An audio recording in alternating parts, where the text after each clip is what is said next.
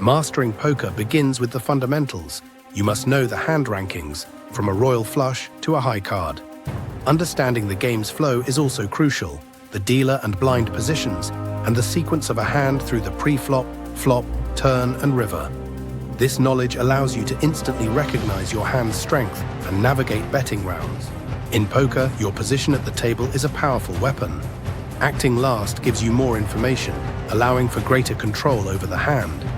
Understanding your betting options, check, bet, call, or raise, is fundamental. We'll also introduce pot odds, a simple yet crucial concept that helps you make profitable decisions and avoid costly mistakes. Use these tools to play smarter. To start winning, adopt a tight, aggressive style. Be selective with the hands you play, but when you do, bet and raise with confidence to control the pot. Learn the art of the well-timed bluff to steal pots. Most importantly, watch your opponents. Their patterns and tells are a goldmine of information, giving you a powerful edge.